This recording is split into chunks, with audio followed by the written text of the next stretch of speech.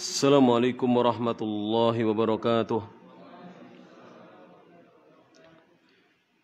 Innal hamdalillah nahmaduhu wa nasta'inuhu wa nastaghfiruh wa na'udzu billahi min shururi anfusina wa sayyiati a'malina. Man yahdihillahu fala mudhillalah wa man yudlil fala hadiyalah. Asyhadu an la ilaha illallah wahdahu la syarika lah wa asyhadu anna Muhammadan abduhu wa rasuluh. Ya ayyuhalladzina amanu taqullaha haqqa tuqatih wa la tamutunna illa wa antum muslimun.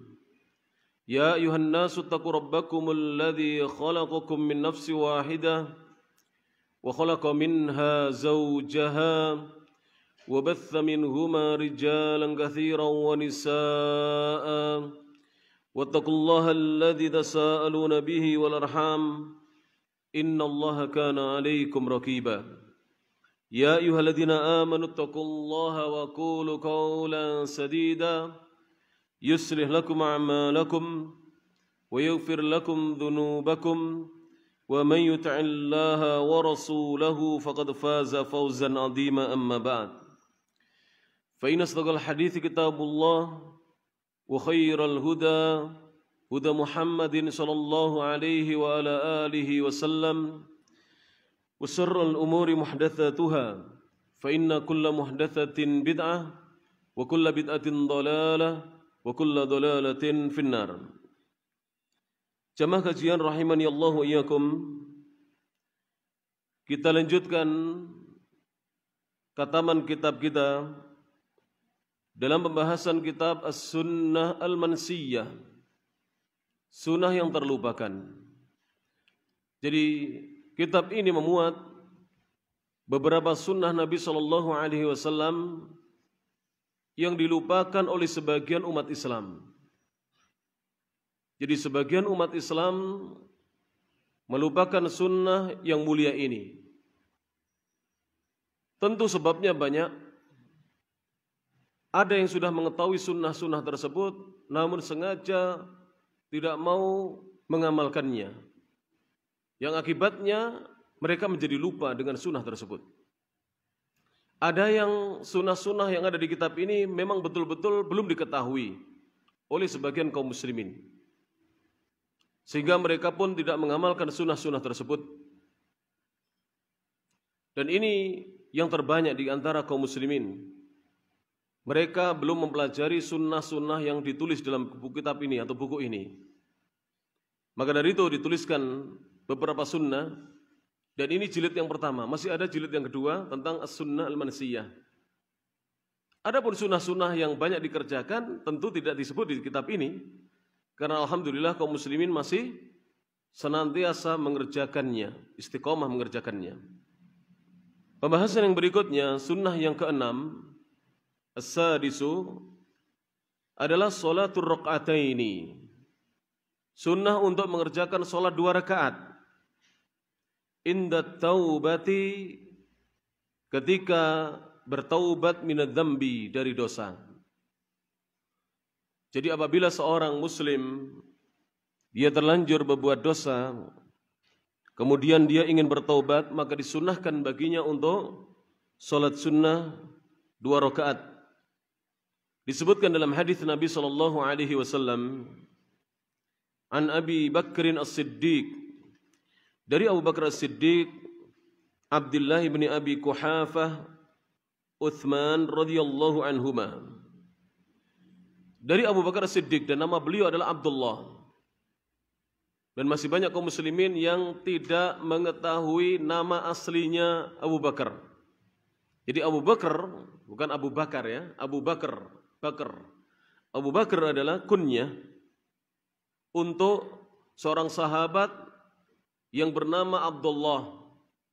Dan sahabat Abdullah ini putra dari seorang sahabat pula yang bernama Uthman, atau yang lebih dikenal kunyahnya dengan Abu Quhafah. Namun Uthman ini masuk Islamnya agak terlambat dibandingkan putranya.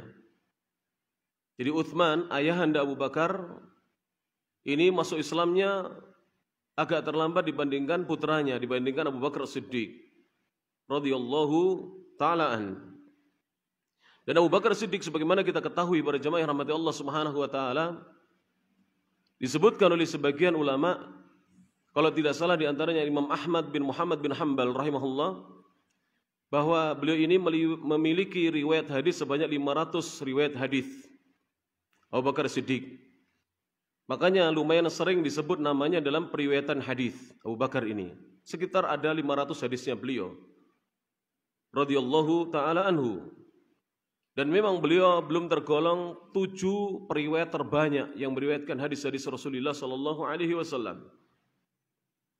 Dan Abu Bakar ini dari sisi usianya tidak terpaut jauh dengan usia Rasulullah sallallahu alaihi wasallam.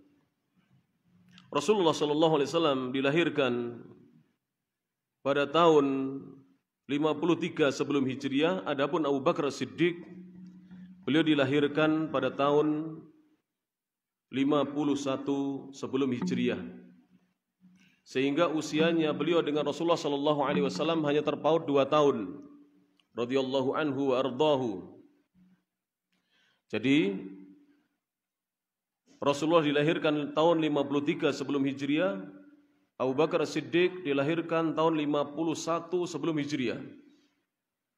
Maka ketika Rasulullah SAW hijrah ke Madinah bersama beliau, radhiyallahu anhu, Abu Bakar masih berusia 51 tahun, Rasulullah sudah berusia 53 tahun, terpaut 2 tahun.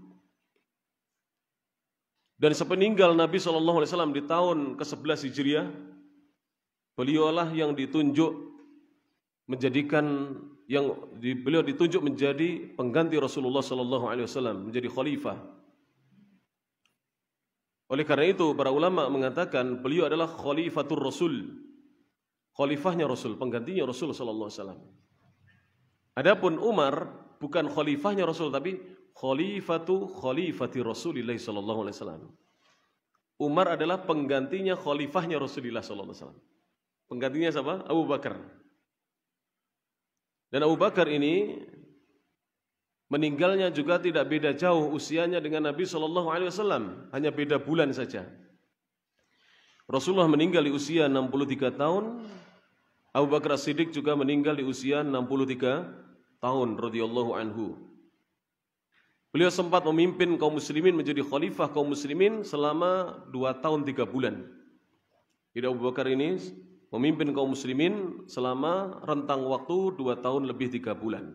Dan meninggal di tahun 13 Hijriah radhiyallahu anhu wa ardahu.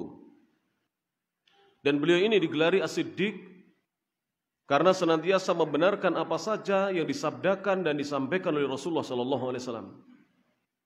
Apapun yang disampaikan oleh Nabi dibenarkan oleh Abu Bakar As-Siddiq, diimani. Oleh karena itu beliau diberi gelar As-Siddiq yang senantiasa membenarkan apa yang disabdakan oleh Rasulullah sallallahu alaihi wasallam. Dan beliau adalah sahabat yang seandainya imannya seluruh manusia, imannya umatnya Rasulullah sallallahu alaihi wasallam ditimbang, kemudian di timbangan yang satunya, di anak timbangan yang satunya adalah imannya Abu Bakar, maka yang lebih berat adalah imannya Abu Bakar dibandingkan iman kita semuanya. Karena beliau berjumpa dengan Nabi, beliau termasuk orang yang pertama kali dari kalangan dewasa yang membenarkan dakwahnya Rasulullah dan beriman kepada Rasulullah sallallahu alaihi wasallam. Beliau berkata, radhiyallahu anhuma. Kenapa saya katakan radhiyallahu anhuma? Karena Utsman ayahandanya juga masuk Islam. Jadi keluarga Abu Bakar ini, Utsman kakeknya Aisyah ini muslim, sahabi. Dan ketika suatu hari datang ke rumah Nabi sallallahu alaihi wasallam dan bertemu dengan Nabi, Nabi memerintahkan untuk merubah atau mewarnai jenggotnya yang sudah putih beruban dan rambutnya sudah putih beruban. Disuruh mengganti warna dengan warna selain hitam oleh Rasulullah SAW. Karena ketika itu sudah sepuh. Jadi sudah sepuh siapa? Utsman Abu Quhafah. Dan beliau baru masuk Islam ketika Fathu Makkah. Taib. Beliau berkata, Abu Bakar berkata radhiyallahu anhuma, anna an-nabiy sallallahu alaihi wasallam qala, Sesungguhnya Nabi SAW beliau bersabda. Kita simak hadis Nabi SAW ini. Beliau menyatakan, "Ma min rajulin, tidaklah ada seorang laki-laki, yudhnibu dzanban, yang dia berbuat dosa, melakukan satu dosa. Tidaklah ada seseorang yang berbuat satu dosa, thumma yaqumu, kemudian dia bangkit, pergi untuk fayatatahharu, bersuci, mengambil air wudu, berwudu. Thumma yusalli, lantas dia salat. Wa fi riwayatin, dalam sebuah riwayat, rak'atain. Salatnya adalah salat 2 rakaat. Jadi Nabi mengatakan tidaklah ada seorang yang berbuat dosa, kemudian dia bangkit, berdiri untuk pergi berwudu, bersuci, membersihkan dirinya. Kemudian salat 2 rakaat. Kemudian setelah salat 2 rakaat, dia telah mengucapkan salam dari salatnya. Yastaghfirullah, dia memohon ampunan kepada Allah. Yastaghfirullah. Apa jaminan dari Nabi SAW? Illa ghafarallahu lah, melainkan Allah akan mengampuni untuknya. Melainkan ghafarallahu lahu, Allah akan mengampuni untuknya. Jadi dosa orang itu diampuni oleh Allah Subhanahu wa taala. Ketika ada seorang yang berbuat dosa, kemudian dia berwudu dan salat 2 rakaat, kemudian dia meminta ampunan kepada Allah, maka Allah akan mengampuni dosa-dosanya, sebesar apapun dosanya. Rawahu Abu Dawud, diriwayatkan oleh Imam Abu Dawud dalam sunannya, hadis nomor 1521, Raqmu alfin wa khamsimi'atin wa wahidin wa ishrin, wa Tirmidzi, dan diriwayatkan oleh Imam At-Tirmidzi, hadis nomor 406, Raqmu arba'imi'atin wa sittin, dan juga ada dalam hadis nomor 3006, Raqmu thalathati alafin wa sittin, wa sahhahahu al-Albani, dan hadis ini disahihkan oleh Al-Imam Al-Muhaddits Muhammad Nasiruddin Al-Albani rahimahullahu ta'ala. Jadi hadisnya sahih, silakan diamalkan. Ini terkadang di masyarakat awam disebut sholat apa ini? Sholat taubat. Hadisnya sahih, disahihkan oleh Syekh Al-Albani rahimahullahu ta'ala. Jadi para jamaah, jangan yang semua yang dikerjakan oleh masyarakat umum itu semuanya dianggap salah. Tidak. Banyak di antara amalan-amalan mereka memang ada tuntunannya para jemaah. Cuman kita yang belum sampai ilmu kepadanya. Seperti misalnya kunut witir, ini ada tuntunannya dari Nabi SAW. Ada tuntunan. Dan hadisnya disahihkan oleh para ulama kita. Tapi memang ada beberapa amalan yang diperbuat oleh masyarakat umum itu banyak-banyak tidak ada tuntunannya, hanya turun-temurun diperbuat, sebatas mengikuti ajaran yang diperbuat biasa dilakukan oleh ayah-ayah kita, ayah-ayah mereka.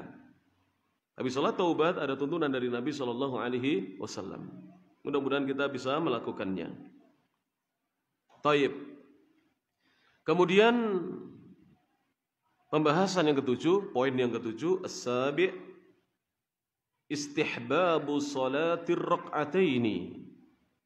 Disunahkan, dianjurkan sholat 2 rakaat fil masjidi, dikerjakan sholat ini di masjid, indal kudumi, ketika datang, ketika tiba, minas safari, dari safar, perjalanan jauh. Jadi kalau kita tiba dari safar, laksanakan sunnah ini. Kalau kita tiba dari safar, laksanakan sholat sunnah 2 rakaat di masjid ketika kita tiba dari safar.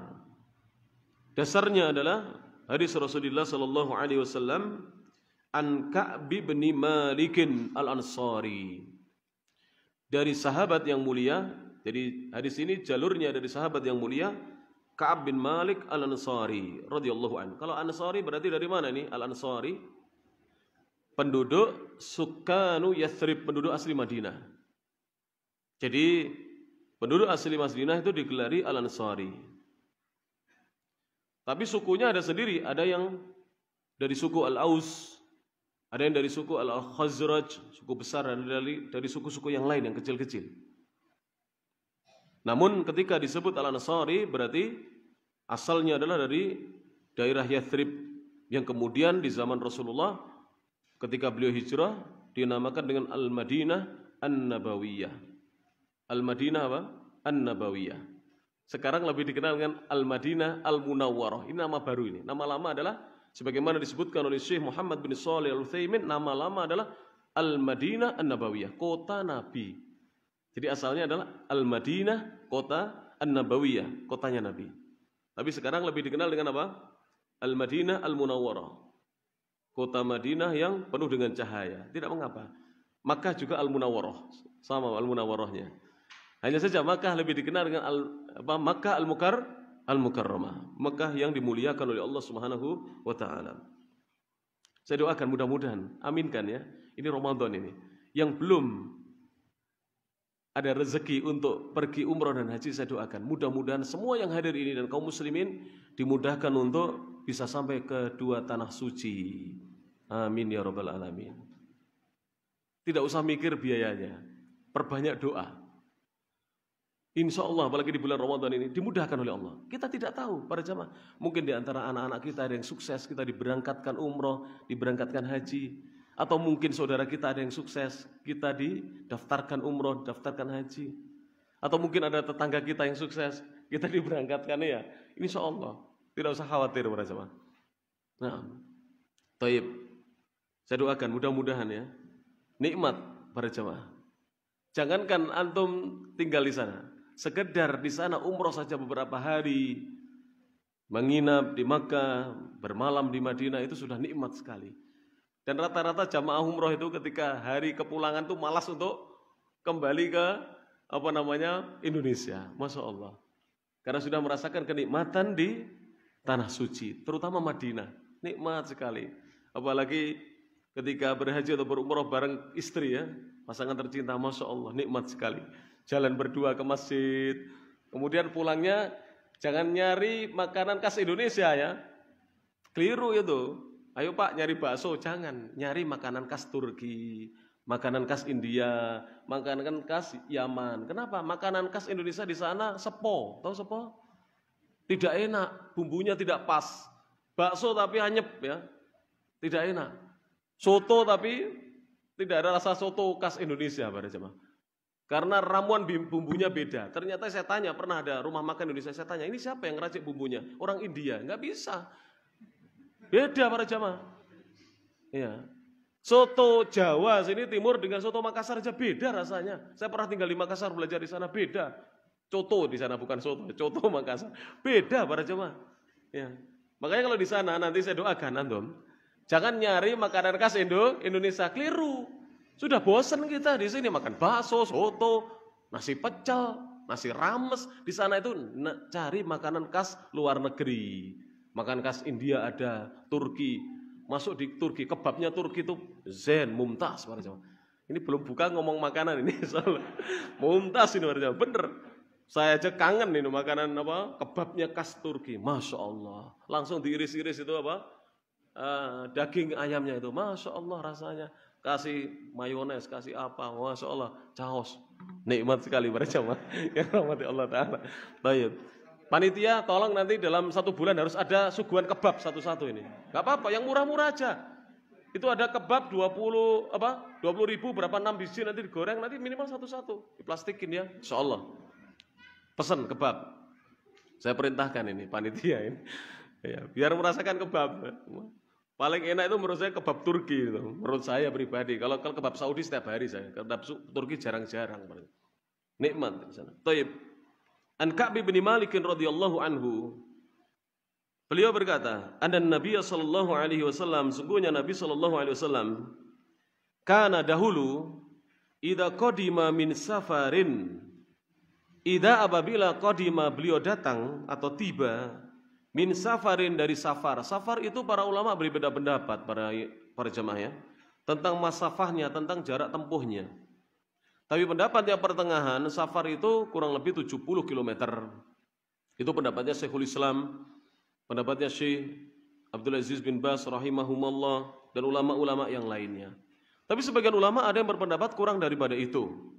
Kalau kita sudah melintasi beberapa daerah atau kota, sudah dianggap safar, sekalipun kurang dari 70. Dari sini ke Mojokerto itu sudah safar, padahal jaraknya baru sekitar 50-an kilo. Tapi itu sudah dihitung safar. Kenapa? Karena sudah melintasi beberapa kota. Kota Pare, Kota Badas, ya kan? Kota Purworejo. Loh bener ini, jangan diketawakan. Kota Purworejo, kemudian kota utaranya Purworejo mana? Nah, Ngoro, ya, Tebureng gitu ya. Kemudian kota Jombang, setelah itu Mojo Agung baru Mojokerto. Dari sini ke Batu hanya 60 kilo, tapi sudah dihitung apa? Safar.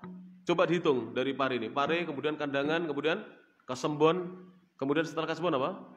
Ngantang, Pujon, baru Batu. Iya, sudah beberapa kota. Maka sudah dihitung safar. Baik, apalagi sampai ke Malang. Sudah 80 kilo lebih, sudah terhitung safar. Beliau tiba dari safar, duhan di waktu duha. Dakhala al-masjidah, beliau lantas masuk masjid. Fa shalla raka'ataini. Kemudian beliau salat 2 rakaat. Setelah masuk masjid, beliau salat 2 rakaat. Qabla an yajlis, sebelum beliau duduk. Jadi sebelum beliau duduk, beliau salat 2 rakaat. Ketika beliau baru tiba dari safar. Rawahul Bukhari, diriwayatkan oleh Imam Al-Bukhari, hadis nomor 2858, nomor 2858. Wa fi riwayatin li Muslimin, dalam satu riwayat yang diriwayatkan Imam Muslim dalam sahihnya, thumma jalasa fihi, setelah beliau sholat 2 rakaat barulah beliau duduk sebentar di masjid. Jadi tidak langsung pulang ya, istirahat sebentar di masjid. Dan hadis ini rawahu Muslim, diriwayatkan oleh Imam Muslim. Hadis nomor rakmu alfin wa mi'atin wa wahidin wa sab'in, 1171. Jadi bisa diamalkan ini para jamaah. Kalau kita tiba dari safar dan tidak lupa ya, mampir di masjid dulu. Ya, salat 2 rakaat. Dan nikmat sekali ini, karena dengan mengamalkan ini setidaknya kita masuk rumah dalam keadaan suci ya. Bertemu anak istri. Dan ada lagi sunnah yang sering kita lupakan ya. Mungkin ada di kitab saya yang kedua, ini kitab judul yang pertama, yaitu Rasulullah kalau masuk rumah itu bersiwak dulu. Kalau dulu di zaman mbah-mbah kita, di depan rumah itu ada padasan. Tahu padasan? Ya, gentong dari gentong dari tanah liat yang dibakar itu untuk wudu. Jadi mereka dahulu menyediakan itu di depan rumah. Karena ada sunnah masuk rumah itu dalam keadaan bersih. Bahkan Rasulullah itu sebelum ketemu istri dan anak-anaknya bersiwak lebih dahulu para jemaah. Yang dirahmati Allah Ta'ala. Mungkin ada di kitab saya yang kedua, saya lupa. Nah, pembahasan yang berikutnya yang ke-8, Athaminu, pembahasan yang ke-8, sunnah yang banyak terlupakan adalah ta'ridul jismi lil matori, membuat badan terkena lil matori, air hujan. Ta'rid itu, jadi kalau kita berada di ruangan, kita keluar supaya badan kita terkena apa? Air hujan. Inda nuzulihi, ketika air hujan itu turun dari langit, saat turunnya dari langit. Jadi sunnah, di antara sunnah yang terlupakan adalah apabila baru turun hujan kita sedikit ya membasahi tubuh kita dengan apa? Air hujan. Bukan banyak loh ya. Karena kata-kata ta'rid ini bukan hujan-hujan seperti anak-anak, tidak. Yang penting badan kita terkena air hujan. Dan ini biasa diamalkan oleh ulama-ulama kita. Lebih-lebih di Saudi itu jarang hujan para jamaah. Pernah kita di 1 tahun itu hujannya hanya 2 kali. Dan pernah di 1 tahun hujannya hanya 8 kali. Kita tanggali, setiap hujan kita coret tanggalannya, hujan gitu. Ternyata hujannya itu sedikit para jamaah. Kalau gini nggak usah ditanggali para jamaah, terlalu banyak, kesel kita yang mencatat hujan tiap hari hujan. Ada sehari bisa hujan sampai 3 kali. Taib. Ini termasuk sunnah. Bahkan para ulama kan, terutama ulama-ulama Arab itu biasa pakai sorban kan. Itu kalau hujan dilepas kopiah dan sorbannya, kemudian dikenakan air hujan, diratakan dengan kepalanya. Ini hadisnya. Disebutkan dalam hadis Nabi SAW, an Anas bin Malikin, dari Anas bin Malik radhiyallahu anhu, Qala, beliau berkata, asabana, kami tertimpa, kami terkena. Wa nahnu, dan ketika itu kami ma'a Rasulillah sallallahu alaihi wasallam, bersama Rasulullah sallallahu alaihi wasallam, matorun, terkena air hujan. Terkena hujan. Jadi ketika kami sedang bersama Rasulullah, hujan turun dan kami kena hujan. Kehujanan ya. Bahasa kita kehujanan. Qal, maka Anas berkata, fahasara, maka Nabi membuka, ai kasyafa Rasulullah sallallahu alaihi wasallam, maksudnya adalah Rasulullah membuka thawbahu, pakaiannya. Jadi membuka itu maksudnya seperti lengannya ini ditarik ke atas, dising-singkan ya. Nah, kemudian Rasulullah itu senantiasa pakai surban, imamah, dibuka imamahnya supaya kepala beliau terkena apa? Hujan. Hatta asabahu minal matar, hingga air hujan menimpa beliau. Hatta asabahu, hingga menimpa beliau minal matari, dari air hujan tersebut. Fakulna, kami bertanya kepada Nabi, kami berkata, ya Rasulullah, wahai utusan Allah, lima sana'ta hadza, mengapa engkau melakukan ini ya Rasulullah? Mengapa engkau melakukan hal yang seperti ini? Kalau bahasa kita, kenapa engkau membiarkan air hujan itu menimpa atau mengenai dirimu? Qala, Nabi bersabda, li'annahu, karena sungguhnya air hujan itu hadithu ahdin, dia baru mengalami masa birabbihi, turun dari sisi Rabbnya Ta'ala yang maha tinggi. Jadi kenapa air hujan itu ada keberkahan padanya? Karena baru turun dari sisi Rabbnya, dari atas langit. Hadis ini rawahu Ahmadu, diriwayatkan Imam Ahmad. Hadis nomor 13.847. Hadis nomor thalathata asyara alfan wa thamani mi'atin wa sab'in wa arba'ina. Wa Muslim, dan diriwayatkan Imam Muslim, wa Muslimun. Hadis nomor 898. Wa Abu Dawud, dan diriwayatkan Imam Abu Dawud, hadis nomor 5,100 wa ghairuhum, dan diriwayatkan pula oleh selain mereka. Jadi banyak ulama ahlul hadis, saya tidak menukil semuanya di sini, ini hanya saya nukilkan ya, 3 ulama ahlul hadis. Imam Ahmad meriwayatkan dalam musnadnya, Imam Muslim dalam kitab sahihnya, Abu Dawud dalam sunannya, dan tentu hadis ini adalah hadis yang sahih. Kalau sudah ditulis Muslim nggak perlu washahahu al-Albani. Tapi kadang-kadang kalau ditambahkan washahahu al-Albani hanya menguatkan saja. Kenapa? Kalau sudah disahihkan oleh Bukhari atau Muslim, sudah tidak perlu lagi pensahihan ulama yang setelahnya. Kenapa? Karena Imam Al-Bukhari dan Imam Muslim ini syarat-syarat pensahihan kedua ulama besar ini sangat ketat. Lebih ketat dibandingkan ulama-ulama belakangan. Syekh Albani tidak ada apa-apanya ketatnya pada jemaah. Kalau sudah disahihkan Bukhari, tidak usah melirik kepada syekh yang lain, ulama yang lain. Sudah paling ketat dalam persahihan hadis. Jelas ini para jemaah rahmatullah subhanahu wa ta'ala. Nah, jadi kalau ada hujan-hujan sebentar baru berteduh ya. Hujan-hujan sebentar baru berteduh. Jangan langsung berteduh, supaya kita mendapatkan rahmat dari air hujan tersebut ya. Ya mungkin kita tidak tahu loh. Namanya rahmat Allah itu diberikan kepada siapa saja. Bisa jadi air hujan itu menjadi sebab kesembuhan kita, atau sebab kita mendapatkan banyak karunia dari Allah subhanahu wa ta'ala, kita tidak tahu.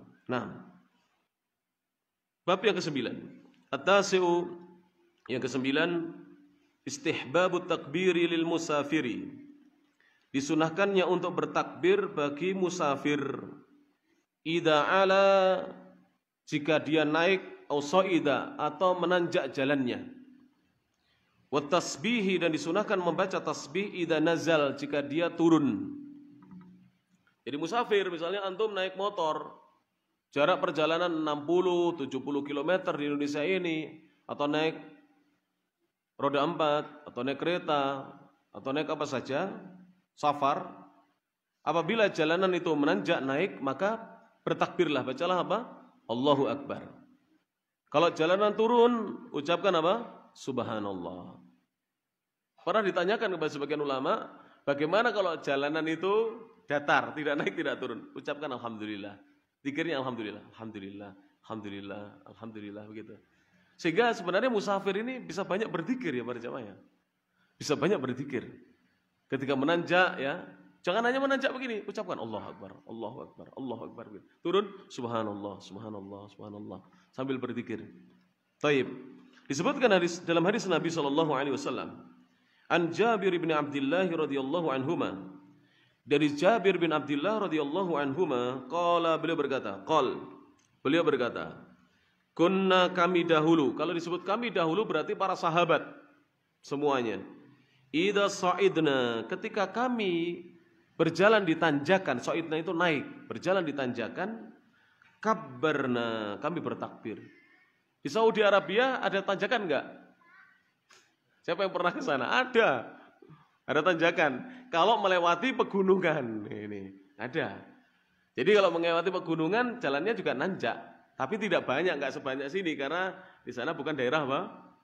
Pegunungan. Tidak ada burkannya, tidak ada gunung berapinya, yang ada gunung batu. Jadi gunungnya tidak meletus, tapi longsor. Paham enggak? Jadi batunya itu gelinding dari atas kadang-kadang. Batunya itu menggelinding dari atas. Pernah menimpa kendaraan, tapi qadarullah orangnya selamat ya. Alhamdulillah orangnya selamat. Menimpa kendaraan ini ringsek para jemaah. Karena di sana itu gunung batu. Tidak ada gunung berapi seperti di Indonesia. Kalau ada gunung berapi pasti di sekitarnya subur. Di sana tidak ada gunung berapi para jemaah. Yang ada gunung batu. Jadi kadang-kadang jalanan itu menanjak ada. Beberapa tempat kami jalannya itu apa? Nanjak, tapi tidak banyak. Ya, tidak banyak. Jadi kami ketika jalan naik menanjak kami bertakbir. Sampai sekarang masih ada. Sejak zaman Jabir sampai sekarang jalanan menanjak masih ada. Siapa yang mau meratakan para jamaah? Masih ada ya. Misalnya Malang, udah saya mau ratakan supaya enggak begini-begini ya. Enggak bisa, memang indahnya begitu ya. Para jamaah indah sekali kalau ada nanjak begini jauh. Mana lagi yang mengerikan? Bukan Malang sebenarnya, ada yang lebih mengerikan. Itu. Mana itu sebelah sini kandangan ke sana? Wonosalam, ada lagi mana ya kawan? Bromo, ada lagi pinten putih? Bondowoso, ada lagi sana Jawa Barat, ya Puncak. Nah, itu jalannya. Ini saja Kediri ada ini, arah ke Semen, Gunung Wilis ya, masya Allah itu. Kalau mobil kita tidak fit, gak usah ke sana, ya. Apalagi pakai jet colet lama, kemudian goncang istrinya gemuk, wah jangan ke sana itu. Begini nanjak begini, jalannya begini. Turunnya juga begini ini, Semen dari sana. Semen terus ke selatan ya. Daerah mana itu Pak? Perjamaah? Wilis ya. Di Gunung Wilis ya. Pak Firda, Wilis itu ya. Itu jalannya menanjak perjamaah. Bisa diamalkan itu, sunnah Nabi SAW itu. Karena para ulama sebagiannya mengatakan ini tidak hanya ketika safar. Yang penting kita mendapati ada tanjakan dan jalan yang turun, maka kita ucapkan dzikir ini. Apalagi ketika safar. Apalagi ketika safar. Wa idza nazalna, dan ketika kami turun, sabbahna. Ba-nya ditasydid, sabbahna. Kami bertasbih. Rawahul Bukhari, diriwayatkan Imam Bukhari, hadis nomor 2993. Al-Asiru yang ke-10. Raddul musalli salama bil isyarati. Raddul musalli, orang yang sedang salat membalas as-salama, ucapan salam, bil isyarati, dengan isyarat. Jadi misalnya kita sedang salat, kemudian tiba-tiba ada orang yang mengucapkan salam. Datang ke sini, salam, assalamualaikum. Mungkin sudah ada yang jawab, waalaikumsalam warahmatullah. Maka kita disunahkan juga untuk menjawabnya dengan apa? Dengan isyarat, bukan dengan lafaz. Jadi tidak boleh dengan ucapan, tapi dengan isyarat. An Ibni Umar radhiyallahu anhuma, dari Abdullah bin Umar radhiyallahu anhuma, qala, beliau berkata, qultu li Bilalin, aku pernah berkata kepada Bilal. Ibnu Umar ini para jamaah dicatat oleh ahlul hadis, beliau adalah sahabat yang banyak meriwayatkan hadis urutan kedua. Urutan pertama adalah Abu Hurairah. Sudah pernah saya sampaikan di Masjid Al-Itqan ini, sering ini. Siapa yang masih ingat? Kalau Abu Hurairah berapa hadisnya para jemaah? Berapa ikhwah? 5.374 hadis. Terbanyak urutan pertama. Ibnu Umar, Abdullah bin Umar hanya 2.540 urutan kedua. Ulama memang berbeda pendapat, tapi beliau tetap urutan kedua, 2.540. Beliau berkata, Qultu li Bilalin, aku pernah berkata kepada Bilal atau bertanya kepada Bilal, kaifa kana Rasulullah sallallahu alaihi wasallam? Bagaimana dahulu Rasulullah sallallahu alaihi wasallam yaruddu alaihim, membalas atas mereka, hina kanu yusallimuna alaihi, ketika mereka dahulu mengucapkan salam kepada Nabi. Wa huwa fis sholati, tatkala Nabi di dalam salat. Bagaimana caranya Nabi menjawab, membalas ucapan salam yang diucapkan oleh para sahabat saat Nabi sedang salat? Ini ada caranya para jemaah.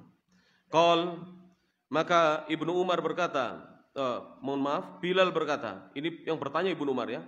Bilal berkata, Bilal bin Rabah, yushiru biyadihi, maka Rasulullah memberi isyarat dengan tangannya. Jadi caranya menjawab adalah berisyarat dengan tangan beliau yang mulia. Rawahu at-Tirmidzi, diriwayatkan Imam Tirmidzi, hadis nomor 3068. An Abdullah bin Umar radhiyallahu anhuma yaqul, dari Abdullah bin Umar, hadis yang kedua, masih tentang menjawab dengan isyarat. Kharaja Rasulullah sallallahu alaihi wasallam ila Quba. Rasulullah pernah keluar menuju Quba. Tahu Quba? Quba itu dekat dengan Masjid Nabawi, tidak jauh dari Masjid Nabawi. Beliau keluar menuju Quba. Yusalli fihi, salat di Quba. Maka beliau berkata, Abdullah bin Umar berkata, faja'adhul ansaru, maka datanglah menemui Nabi orang-orang Ansar, sahabat-sahabat Ansar. Mengetahui Nabi pergi ke Quba, mereka menghampiri Nabi, menemui Nabi sallallahu alaihi wasallam. Fasallamu alaihi, mereka mengucapkan salam kepada beliau alaihi salatu wasallam, kepada Nabi.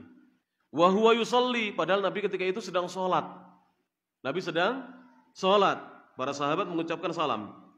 Qala, aku berkata, kata Ibnu Umar, faqultu li Bilalin, aku berkata kepada Bilal bin Rabah, sahabat Rasulullah, kaifa ra'aita, bagaimana kamu lihat Rasulullah sallallahu alaihi wasallam yaruddu alaihim, beliau membalas ucapan mereka, hina kanu yusallimuna alaihi, ketika mereka mengucapkan salam kepada Nabi, wa huwa yusalli, padahal Nabi sedang salat. Bilal menjawab, yaqulu hakada, beliau cara menjawabnya seperti ini, hakada, seperti ini. Yaqulu, nah ini jangan diterjemahkan hanya apa? Mengatakan. Beliau menjawabnya seperti ini. Bagaimana seperti ini? Wa basata kaffahu, maka Rasulullah membentangkan atau membuka tapak tangannya. Jadi membuka apa? Telapak tangan beliau. Ini telapak tangan dibuka. Nanti akan saya jelaskan bagaimana caranya. Wa basata Ja'far ibn Aufin, Ja'far ibn Aunin, Ja'far bin Aun membuka kaffahu, telapak tangannya. Dia mempraktekkan ya. Wa ja'ala batnahu, dan menjadikan bagian dalam dari telapak tangannya asfala, ada di bawah. Jadi begini. Ini button, bagian dalam ini. Telapak tangan, tapak tangan bagian dalam disebut dengan telapak. Ini kan tapak, ini tapak. Yang ini telapak. Nah, ini disebut dalam bahasa Arab batnul kaf, ini namanya. Jadi bagian dalam dari telapak tangan atau tapak tangan yang disebut dengan telapak. Wa ja'ala, dan bila menjadikan dhahrahu, bagian punggungnya, ini punggung. Punggung tapak tangan. Ini telapak tangan. Ini bagian dalam, bagian perut dari apa? Dari tapak tangan. Dan menjadikan punggungnya ila fauq, ke arah atas, ya begini. Jadi Rasulullah jawabnya ya, misalnya Assalamualaikum, ada yang mengucapkan salam begitu? Enggak usah, Waalaikumsalam warahmatullahi, jangan, enggak boleh. Tapi begini. Cukup menjawab begini. Ya. Rawahu Abu Daud. Hadisnya diriwayatkan Imam Abu Daud. Hadis nomor 927, qala Al-Albani, Imam Al-Albani berkata, hasanun sahih. Hadis ini hasan sahih. Baik. Hasan sahih, kalau menurut istilahnya Al-Imam At-Tirmidzi ada dua makna. Makna pertama, hasan sahih itu, hadis ini tidak sampai derajat sahih, tapi ada hadis ini derajatnya di atas hasan sedikit. Hadis itu kan ada sahih paling tinggi, hasan yang kedua, baru dhaif. Dhaif nanti bertingkat-tingkat sampai maudhu, palsu. Paling buruknya hadis la aslalahu, tidak ada asalnya. Ini palsunya palsu, tidak ada asalnya. Lah, hadis hasan sahih itu di atasnya hadis hasan, tapi belum sampai derajat apa? Sahih. Yang kedua, makna yang kedua yang disebutkan oleh para ulama adalah Yang difahami oleh para ulama adalah hadis ini memiliki dua sanad. Sanad pertama hasan, sanad kedua sahih. Sehingga disebut hasan sahih. Jelas? Hadisnya hasan sahih. An Suhaibin, hadis yang ketiga dari Suhaib radhiyallahu anhu, annahu qala, sungguhnya Suhaib berkata, marartu bi Rasulillah sallallahu alaihi wasallam. Aku melewati Rasulullah sallallahu alaihi wasallam. Wa huwa yusalli, beliau sedang salat. Fasallamtu alaihi, aku mengucapkan salam kepadanya, kepada beliau. Faradda isyaratan, maka Nabi membalas dengan isyarat, bukan dengan ucapan ya, dengan isyarat. Qal, perawi berkata, wala a'lamuhu illa qala, dan aku tidak mengetahuinya kecuali beliau menjawab dengan isyaratan bi usbu'ihi, berisyarat dengan jarinya Nabi sallallahu alaihi wasallam. Ada yang mengatakan tadi dengan begini, ada yang mengatakan dengan isyarat begini. Isyarat jari. Paham? Isyarat apa? Jari. Yang penting sudah berisyarat. Yang ini jelas dalam hadisnya Ja'far bin Aun tadi, seperti ini. Jadi yang satu tetap sedekap ya. Tangannya dibuka ini. Ini sudah menjawab salam sudah. Jelas para jamaah yang rahmati Allah Subhanahu wa taala. Wa hadza lafdhu hadithi Qutaibah. Dan ini adalah lafaz hadis dari Qutaibah. Rawahu Abu Dawud, diriwayatkan Imam Abu Dawud dalam sunannya hadis nomor 925 wa sahhahul Albani. Wa sahhahahu, dan disahihkan oleh Al-Albani, Imam Muhammad Nasiruddin Al-Albani rahimahullahu taala. Baik. Kita tambah satu hadis. Al-Hadi Ashar, yang ke-11, naqdul firashi indan naumi, mengibasi atau membersihkan al-firasi kasur. Firas itu bukan ranjang. Dalam bahasa Arab, antara ranjang dengan kasur dibedakan. Kalau ranjang yang terbuat dari besi atau kayu itu as-sarir, sarir, ranjang. Ranjang atau tempat tidur, atau kita dipan ya mengatakannya. Kalau al-firash itu bisa bermakna hamparan. Termasuk permadani, karpet itu firas. Termasuk kasur, itu juga dikatakan firas karena sesuatu yang dihamparkan. Jadi diletakkan di atas ranjang supaya kita tidak keras tidur di atas apa? Kayu atau besi, di atasnya dikasih firas, kasih kasur. Thayyib. Jadi mengibasi, jadi membersihkan kasur ketika hendak tidur.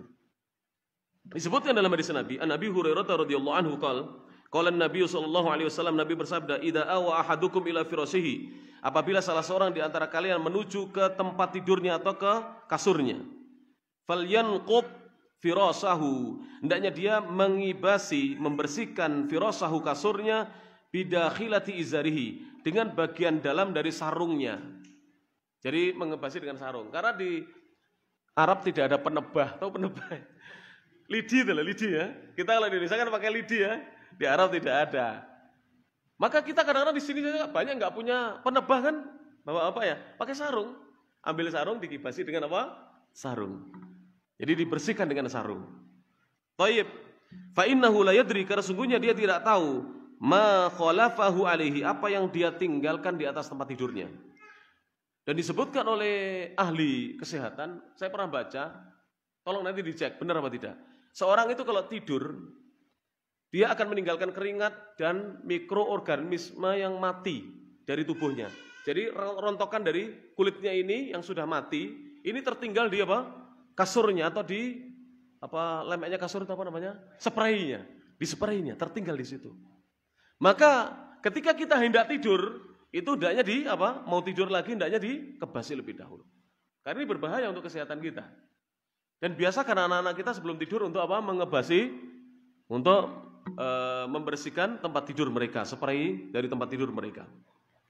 Tsumma yaqulu, kemudian Nabi berdoa, bismika rabbi, dengan namamu wahai Rabbku, wada'tu jambi, aku letakkan lambungku. Karena Rasulullah kalau memulai tidur meletakkan lambung kanannya miring ke kanan. Wa bika arfa'uhu, dan denganmu aku mengangkat lambungku. In amsakta nafsi, jika kamu tahan diriku, farhamha, maka rahmatilah. Maksudnya jika engkau memaafkan diriku, maka rahmatilah diriku.